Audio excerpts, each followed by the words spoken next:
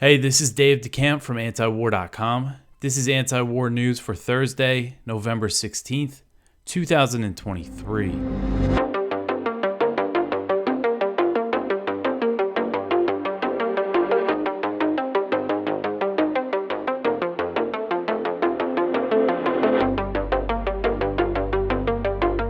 All right, the first story at the top of antiwar.com today: the majority of Americans support a ceasefire in Gaza.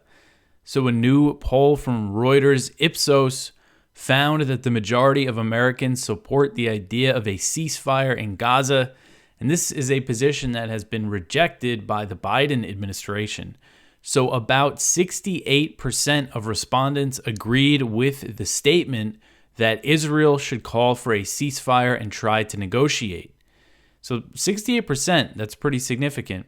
And that includes 3/4 of the Democrats who were polled and about half of the Republicans.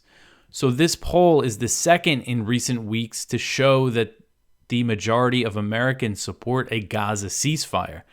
There was a poll published by Data for Progress on October 20th that found 66% of respondents agreed with the idea of the U.S. calling for a ceasefire and using its leverage to prevent further violence.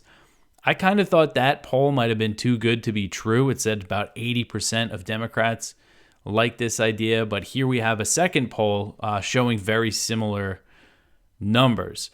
So this goes to show that how much the Biden administration's support, full-throated support for this war in Gaza, is just not popular.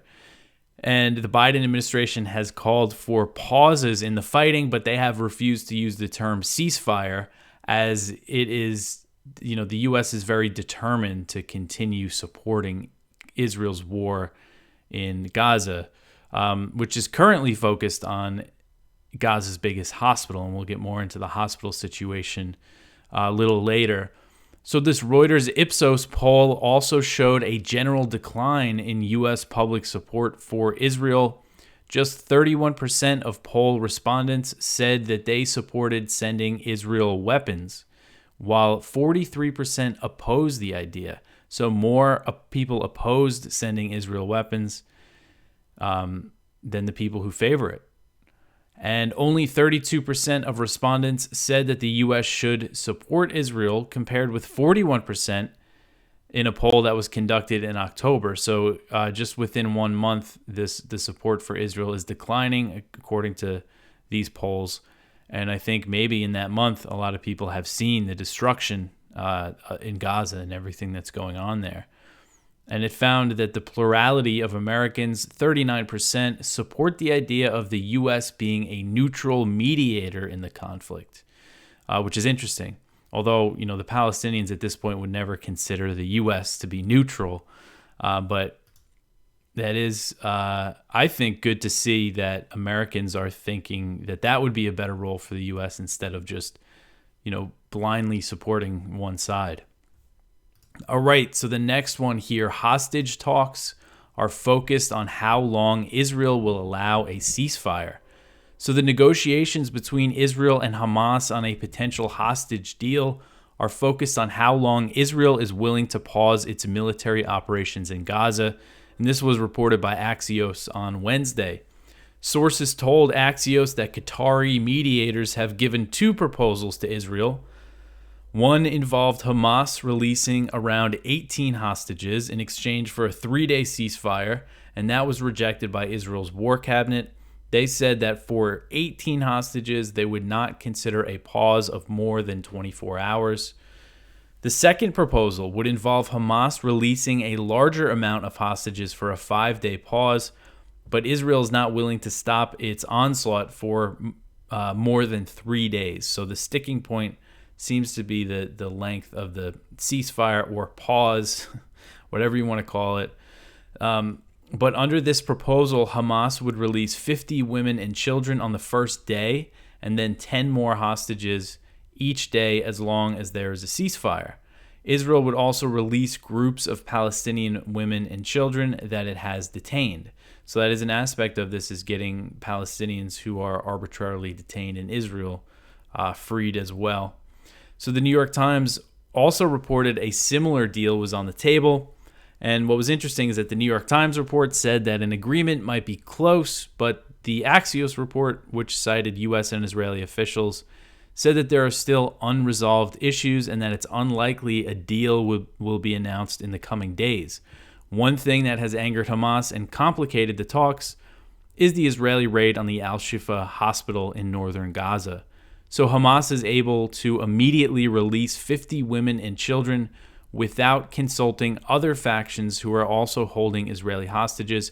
So apparently, this is according to this Axios report, that 50 is the number of women and children that Hamas has. I should mention, so according to this proposal, they would release them, the 50 women and children, and then 10 more hostages for however long the ceasefire is, if they get that 5 days. So I guess, 10 over the next 4 days. So that would be almost 100 people that would get released under this deal. But this is saying that, Palestinian Islamic Jihad, and then there's another faction known as Al-Shabhiya, which I've never heard of before. They were described as a local gang. They apparently have a few hostages, and Islamic Jihad has a few dozen. So Hamas is saying, we can give you these ones immediately and then, work on getting the other ones. So we'll see if this turns into anything. Israel has rejected a deal to pause its assault during earlier talks. According to the New York Times, a potential agreement that would have seen the release of 50 Israeli hostages was derailed when Israel launched its ground invasion of Gaza, which started on October 27th. So that kind of lines up with a report from The Guardian that said Israel rejected an earlier deal and that they showed their rejection by launching the ground invasion of Gaza. All right, so the next one here, UN Security Council resolution calls for humanitarian pauses. So the UN Security Council finally passed a resolution related to Israel's war in Gaza on Wednesday that calls for urgent and extended humanitarian pauses in Gaza to allow aid and other assistance to reach Palestinian civilians. So the resolution passed in a vote of 12-0, with the US, the UK, and Russia all abstaining from voting. The US and the UK did not vote in favor of the measure because it did not condemn Hamas. And Russia abstained because it believed the Security Council should be calling for a real ceasefire. They think they should use the C word that the U.S. does not want used. The resolution also calls for the immediate and unconditional release of all the hostages held by Hamas and other groups, especially children. According to AP, the resolution's language was watered down, so the initial draft said that the Security Council demands a pause and the release of hostages, which was changed to call. So it initially said that they demand this humanitarian pause, but then it said that they are calling for a humanitarian pause. Despite the watered down language, of course, Israel is not happy about this and, said they're not going to follow the resolution, basically said that it was detached from reality on the ground. The U.S. ambassador to the UN, Linda Thomas Greenfield, she criticized the resolution because it did not condemn the October 7th Hamas attack. The U.S. previously vetoed a similar resolution calling for humanitarian pauses and voted against one that called for a ceasefire. So Russia's representative at the UN he tried to include an amendment to the resolution to include a call for a ceasefire, but that was rejected. And this resolution was sponsored by Malta, but Russia blamed the U.S. for getting the term ceasefire, preventing the term ceasefire from being used during negotiations for the resolution. And the Palestinian representative to the UN also criticized the fact that it wasn't calling for a ceasefire. All right, so the next one here, the U.S. deflects blame for Israel's hospital raid. So the White House on Wednesday said that it did not okay Israel's military raid of Al-Shifa Hospital in northern Gaza in an attempt to deflect responsibility for the attack. So just hours before Israel launched the raid, White House National Security Council spokesman John Kirby backed Israel's claim that Hamas had a command center under the hospital without providing any evidence. So Hamas released a statement that said President Biden was fully responsible for the Israeli raid on the hospital, pointing to the intelligence claim. The Hamas statement said, quote, "The White House and the Pentagon's adoption of the false narrative, claiming that the resistance is using Al-Shifa medical complex for military purposes, was a green light for the occupation to commit more massacres against civilians," end quote. So despite the unconditional military support for Israel's war, which includes near daily weapons shipments, Kirby denied that the U.S. was responsible for the raid. He said, quote, "My delivery of some downgraded information yesterday that the timing of that really came after work by the intelligence community. It has nothing to do with any operational timing or any decision-making by the Israeli Defense Forces. We did not give an okay to the military operations around the hospital in similar fashion to the fact that we didn't. We don't give okays for their tactical operations. These are Israeli military operations," end quote. Basically just trying to say, we have nothing to do with what Israel's doing on the ground, even though the U.S. is giving them, not just weapons. There's special operations support, military advisors, drone reconnaissance flights are happening over Gaza, so that means that means they're probably giving them some sort of intelligence. But anyway, Kirby also claimed that the hospital attack was not a focus of a call that President Biden held with Israeli Prime Minister Benjamin Netanyahu on Tuesday night. And he again backed the Israeli narrative about the hospital, saying that the U.S. was comfortable with its intelligence. And again, they haven't shown any sort of evidence. And what's interesting, so one tidbit of information that has surfaced in recent days is the fact that Israel actually built a large bunker or large basement under the Al-Shifa hospital back in the 1980s when it ruled over Gaza. So that's one reason why I guess they know that there is a big underground bunker or it's described as a basement, described as a bunker in other reports. And Israeli media reports had previously claimed that Hamas connected its tunnels to the bunker. So far, Israel has failed to produce evidence to back its claim that Hamas has this command center under the hospital. The Israeli military presented a photo of weapons that it claimed to have found at the hospital, which showed only 10 rifles, a few magazines, and a couple military vests. Nothing that indicated a significant command center. The IDF also published a video on X showing a spokesman walking through part of the hospital and purportedly showing things that they said they found there, like guns, basically the things that they laid out on the table. And again, nothing, no sign that it's a command center. Maybe that some people stashed some guns there. I mean, 10 guns in an area that's become a war zone is not really that significant. And you have to figure, and again, there's also the possibility that the IDF planted this stuff. You always have to consider that. But anyway, you have all these people taking shelter at the hospital. It's definitely possible that some of the militants kind of, have gone in there and maybe stashed things.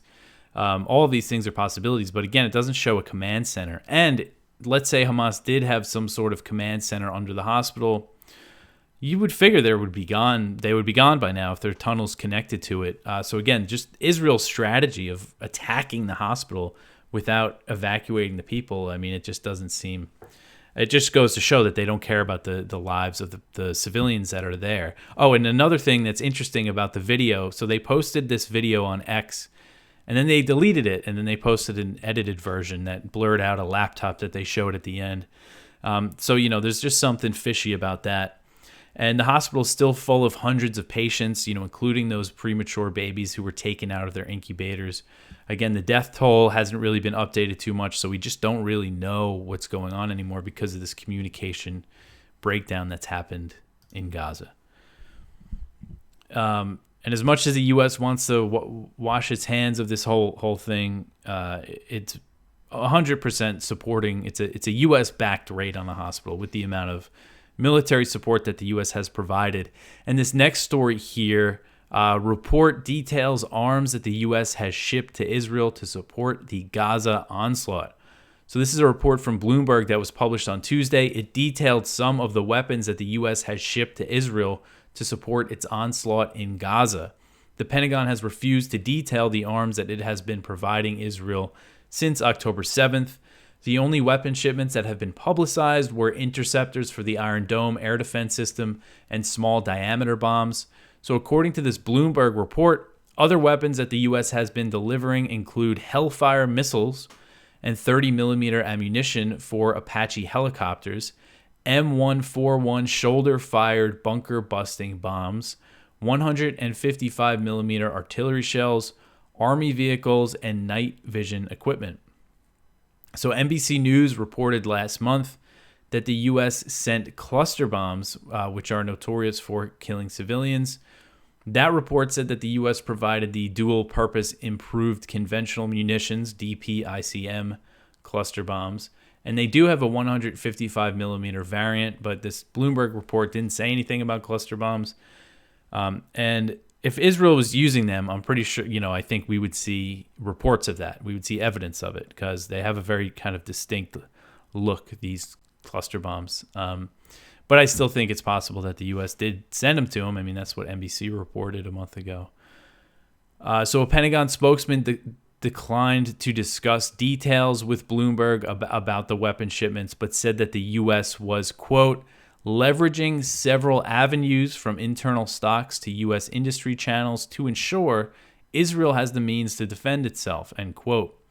And the spokesman added that the security assistance continues to arrive on a near daily basis. And it's unclear where the money's coming from for this.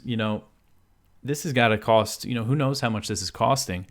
And there's a big difference here between the U.S. arming Ukraine and the U.S. arming Israel. The U.S. announces the details of every Ukraine aid package, and they release these fact sheets detailing the number of ammunition rounds and everything. But with Israel, we're not getting that.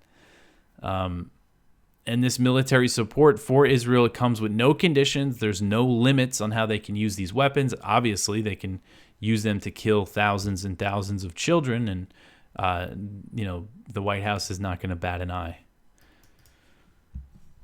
All right, so the next one here, the U.S. intercepts a drone fired from Yemen near a Navy ship. So this article is from Kyle Anzalone at the Libertarian Institute. The Pentagon reported successfully intercepting a drone that was on a trajectory toward a Navy destroyer. The Department of Defense says the attack originated in Yemen and the naval ship was operating near the Red Sea. After Israel began bombing Gaza last month, the Houthis started targeting Israel with missiles and drones. So according to the Pentagon, U.S. forces shot down a drone targeting the USS Thomas Hudner, which is an Arleigh Burke-class destroyer. And they're saying no sailors were injured and the ship was undamaged. So it sounds like the Pentagon is saying that the drone actually targeted the destroyer. It's not clear. I don't know if they're accusing the Houthis of doing it or if the Houthis took credit. But I think it's, considering what's been going on, it's likely that it was them. So this is, another potential front. And it's always important to keep in mind that the U.S. has backed a Saudi, UAE coalition against the Houthis in a brutal war in Yemen since 2015. The Houthis did recently down an MQ-9 Reaper drone off the coast of Yemen. So this is always another area that could really escalate. All right, so the next one here, I just put in the live updates from Al Jazeera on the Gaza situation. This has just some more information about the UN Security Council resolution. Casualties reported as Israel targets North, Central Gaza Strip in dawn strikes. Only one hospital still admitting sick, wounded in northern Gaza. So the war continues. Very dire situation. People seeking shelter at Al-Shifa hospital prevented from leaving. So lots of stuff still developing with regards to, the fighting on the ground and the airstrikes. All right, so the next one here, President Biden and Xi Jinping agree to new talks at APEC. So my very pessimistic, predictions about their summit yesterday wasn't exactly right. It seems like they did come to some agreements, which is good, but we'll see how this materializes because sometimes they say that they're going to do things that they don't actually do. So this article is from the South China Morning Post, and this is another thing that's been developing pretty late on Wednesday, so I just ran their article about it. So Beijing and Washington agreed to work together on narcotics control and artificial intelligence and resume military-to-military communication, Beijing said, summing up long-awaited talks on Wednesday between U.S. President Joe Biden and Chinese leader Xi Jinping. So this was, the Chinese side is saying this, that they reached these agreements. And in a readout shortly after their 2-hour meeting and a follow-on working lunch held at a secluded estate just south of San Francisco, China called for cooperation and mutual respect, appearing to signal a hoped-for reset after a prolonged downward spiral in relations. But Beijing also underscored that its concerns, especially regarding Taiwan, must be respected. So this readout said, quote, China has interests that must be safeguarded, principles that must be defended, and bottom lines that must be adhered to, end quote. Noted that Taiwan is the most important and sensitive issue in bilateral relations. Xi said that Washington should live up to its pledge and not support Taiwan's independence in concrete actions, and that the U.S. should stop arming the island. Xi punctuated this in talks with Biden by calling on the U.S. to support China's peaceful reunification, according to the readout released by Chinese state broadcaster CCTV. He said what Chinese leaders often say is that China will eventually be reunified and will inevitably be reunified. So there's a few things I want to scroll down a bit. So Biden said some things about, the talking, how important the dialogue is, and this was part of the opening remarks that were publicized. And she said some interesting things, kind of about the U.S.-China relationship, taking a, friendly tone.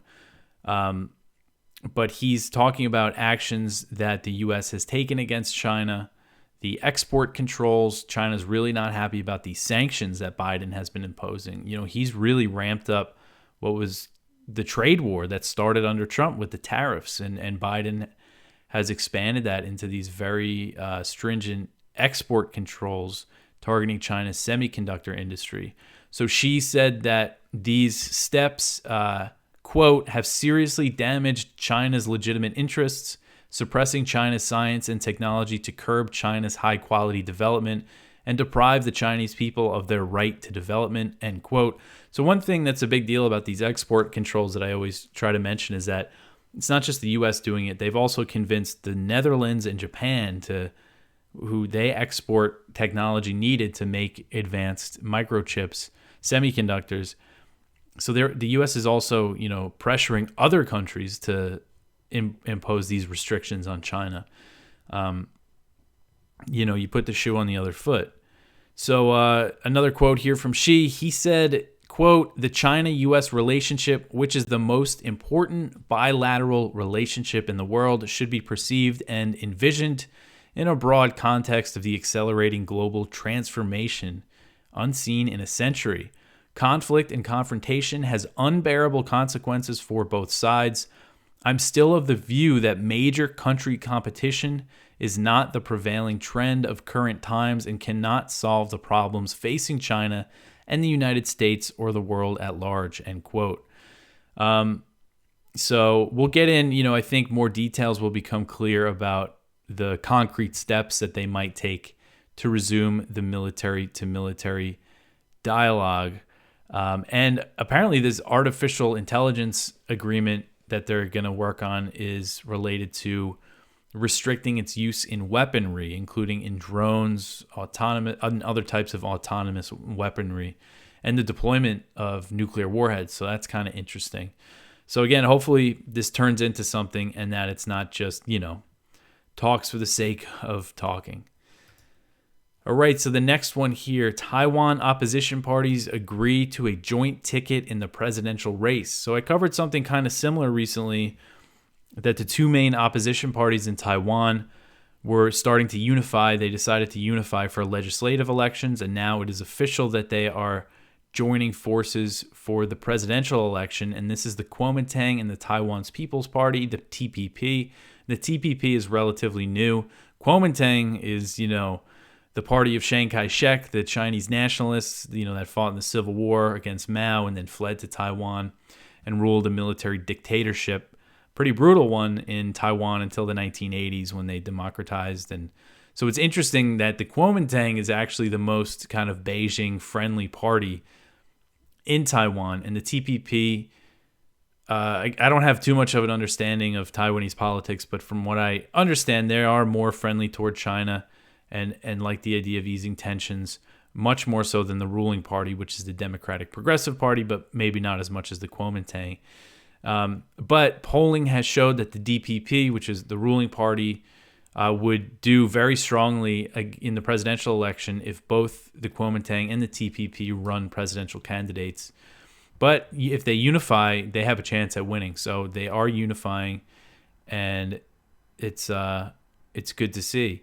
And they're going to announce the candidate and the running mate on Saturday. So it's not clear if it's going to be the Kuomintang's guy who's going to be the running for president with the TPP guy as the vice president or vice versa. We'll see how that shakes out. And then hopefully we could start to see some polling to get an idea of what the election is going to look like. And the reason why I cover this is because this is big. This is going to really impact, at least I believe it will, impact, the U.S.-Taiwan relationship, which is going to be so pivotal when it comes to the U.S. and China. I mean, the U.S. is saying that they're going to defend Taiwan and intervene directly, and they're willing, preparing to fight a war over this island that's so far away. So I think it is important to follow, the politics like this that can really impact things, because if the opposition ticket wins, they might really try to scale back that support from the U.S. To try to ease things with China. One thing people talk about Taiwan a lot, that polling shows most people in Taiwan, the majority doesn't want to, reunify with China. But polling also always shows, very strongly that about 80% is usually the number that of people in Taiwan don't want to change the status quo. So they never really mention that. So the last story here is kind of a funny one. Hitman recruited to target John Bolton was an FBI informant. So this is an article from Ken Silva at the Libertarian Institute. So in August 2022, the Justice Department announced that the FBI had foiled an Iranian plot to assassinate former National Security Advisor John Bolton in retaliation for the U.S. killing Islamic Revolutionary Guard Corps Quds Force Commander Qasem Soleimani. But the hitman hired to target Bolton was an FBI informant. How lucky was John Bolton? And this was reported on Sunday night by 60 Minutes, which glossed over the fact and treated the Bolton assassination plot as legitimate. So the news report actually did say, lucky for Bolton, the assassin was an FBI informant. And they painted the assassination plot as a legitimate threat. However, DOJ charging papers show that the plot was largely contrived and that Bolton was never in actual danger. Moreover, the DOJ had claimed the man who tried hiring the FBI informant was a member of Iran's IRGC, but charging papers show that investigators never actually confirmed this fact. And to top it off, it turns out that a key FBI official overseeing this contrived Bolton assassination plot was Stephen D'Antonio, the same official who led the Detroit field office during the dubious Gretchen Whitmer kidnap plot before being transferred to head the D.C. field office. So as far as I know, I don't know too much about that Whitmer kidnap plot, but I'm pretty sure, the majority, something like 9 out of 11 people involved were FBI informants. Which is a common trend you see with plots like this. All right, so that is it for the news for today. Go check out our viewpoints. We have one from Nick Turse. The Pentagon proclaims failure in its war on terror in Africa. One from James Carden. Israel's other war, ethnic cleansing in the South Caucasus.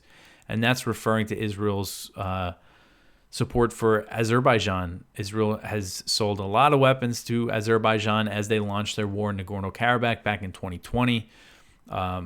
And lots of support when they recently ethnically cleansed Nagorno-Karabakh of the approximately 150,000 Christian Armenians that live there. One from Doug Bandow, foreign policy lessons from Ronald Reagan, a conservative peacenik. One from Judge Knapp, a great man in Moscow. And one from Branko Marchteach, U.S. will take a massive hit in global standing over Israel. So that's everything. I was kind of went long there. Go check out our blog. We have Kyle Anselin show Conflicts of Interest. Watch my appearance on the Ron Paul Liberty Report if you haven't seen that yet. So that's it for me for this show, and I'm actually taking off tomorrow. So this is the last show of the week.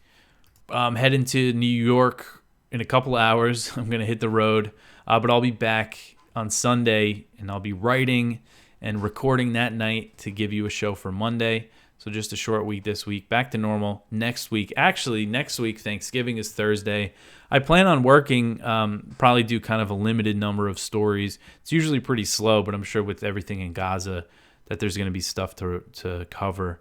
And we'll see if it's worth doing a full show, or maybe I could just do a short one or something. But anyway, that's it for me for the week. I hope everybody has a good weekend. I appreciate all the new people that are listening and watching. It's good to have you. I appreciate everyone that comments.